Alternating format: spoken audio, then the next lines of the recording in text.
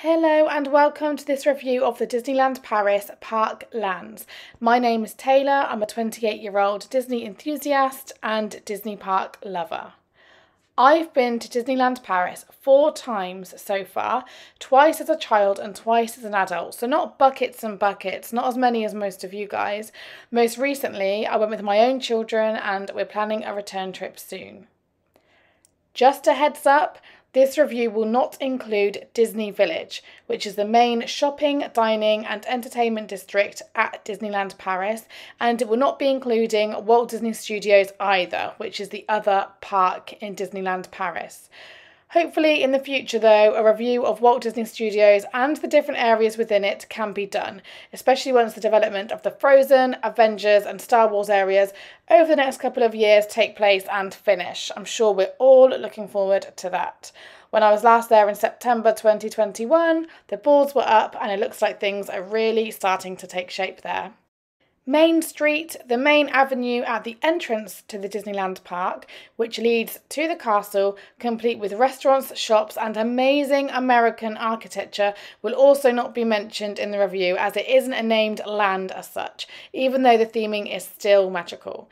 It's always decorated so beautifully for certain events and times of the year. For example, Christmas and Halloween, they have the best decorations, and I always look forward to seeing what decorations are up at certain times of the year. If you walk up to the top of Main Street, you will see exit points leading to the lands of the park, and these are the 4 lands we'll be concentrating on.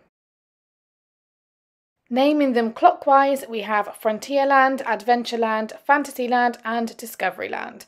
Now that we've cleared all that up, we can move swiftly on to the review.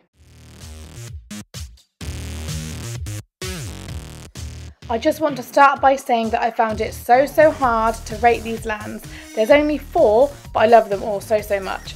After much consideration though, I decided to put Discoveryland in 4th place. The land itself is brimming with nostalgia. I remember so much of it from when I used to visit as a child, particularly the Star Tours attraction. But the only attractions I really enjoy these days are Star Wars Hyperspace Mountain and Buzz Lightyear's Laser Blast. I love the Buzz ride because you can ride it again and again and again. There's something about it, it's just addictive, you can ride it repeatedly and still not get bored. At least me and the boys don't anyway.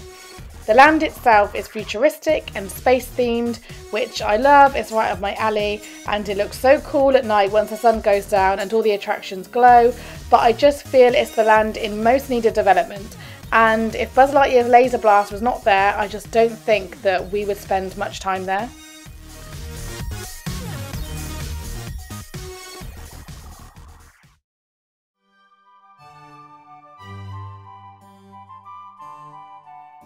Okay, so this honestly hurt my heart to rate Fantasyland as 3rd place. There were times when I thought I was going to put it first, but eventually it landed here.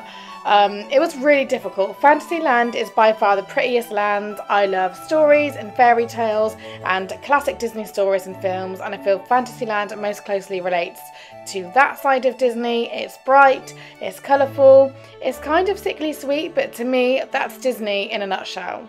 It's got some fab attractions. This here is Alice's Curious Labyrinth, so it's a maze. You can easily spend some time getting lost in here. We did spend quite a lot of time. It's got some fabulous views once you get to the top. And there's plenty of other attractions too, probably too many to name. So here is the Pinocchio ride. There's also these Dumbo rides. My youngest absolutely loved this one. You can see pretty much the whole of Fantasyland and a little further beyond. It's got some great views. It's one of those rides where you control the height, so if you don't want to go high, you don't have to. I can be a little bit funny with heights, but you can see there just how big Fantasyland is. There is, of course, the Mad Hatter's Teacup ride, which is an absolute classic, and I always remember that ride from when I was a child. We rode this one quite a few times, and the queue times, there's hardly any queue. It's really quick. This is the Storybook ride. It's quite a hidden gem. It's at the back of the land, so you have to kind of hunt it out, and I only went on it for the first time round in our most recent trip, but it's an absolutely beautiful ride. It's really lovely if you fancy 5 minutes of just chilling and relaxing, and where it's quite hidden, the queue times are generally quite low. Peter Pan's Flight is another classic, but the queue times for that are generally quite high because it's so popular. There's also attractions we love to hate. Yes, you know what I'm talking about. Of course, It's a Small World. Although I must admit I'm firmly in the love it camp for that one. I absolutely love It's a Small World and doesn't irritate me at all. Fantasyland is the land in which both of my children, who are both young, both toddlers, enjoyed the most and got the most out of. I think it's definitely aimed at younger children, but it's a lovely land and it's the largest one out of all the lands. It has the most attractions on it, so I think you could easily spend the whole day there if you wanted to, especially if you've got young children. There are some darker attractions in Fantasyland though as well. Yep, Snow White and Pinocchio, I'm looking straight at you, but yeah, all in all I do love it and it feels very Disney to me.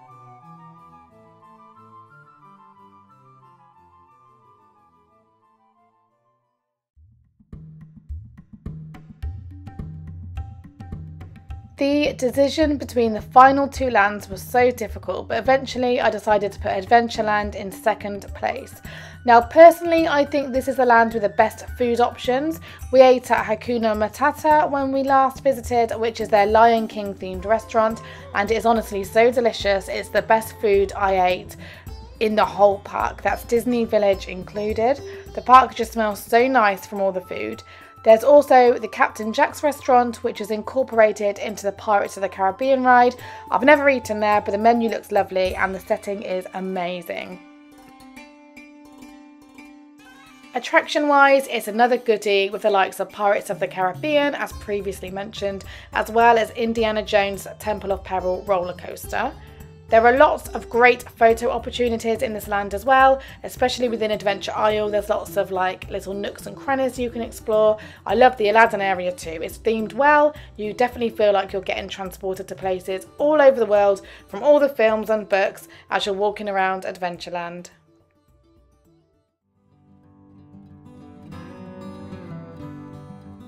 So there you have it. Now you know my all-time favourite land in Disneyland Paris Park is Frontierland. It's further removed from Disney in terms of media and the books and the films, I think, than any other lands, but personally I don't think it matters at all. So Frontierland is Western themed and I absolutely love every inch of it. It's the first land we always go into, it just draws me in for some reason.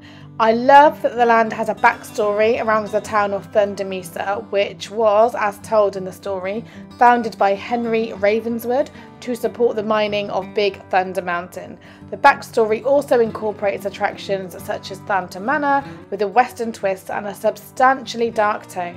I remember being quite frightened of Phantom Manor as a child, but as an adult, I love it. Food-wise, it's worth mentioning I love the food style in this land. Sticking with the Western theme, the food available was mainly steaks and grill food. Cowboy Cookout Barbecue is one of the biggest restaurants in the whole of Disneyland Paris, and it has live country music. It's worth a visit if that's your thing.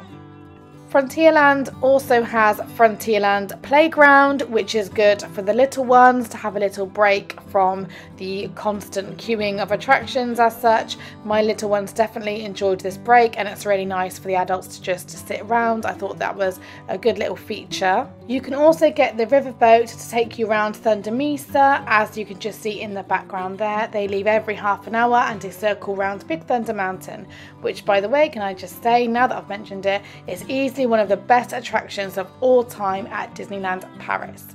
The land takes on a Halloween theme in October and becomes Halloweenland.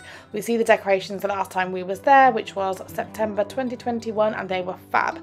I especially love the Coco skeletons and the bunting they put out. Jack Skellington from Nightmare Before Christmas also makes an appearance in this land around Halloween as well. This here is us on the Molly Brown. It's a really lovely way to see the whole of Frontierland and something we really enjoyed. It was my first time on the riverboat in 2021. That was the first ever time I did it and I'm really glad that we did. Really enjoyed it and we got to see Phantom Manor really up close. There she is.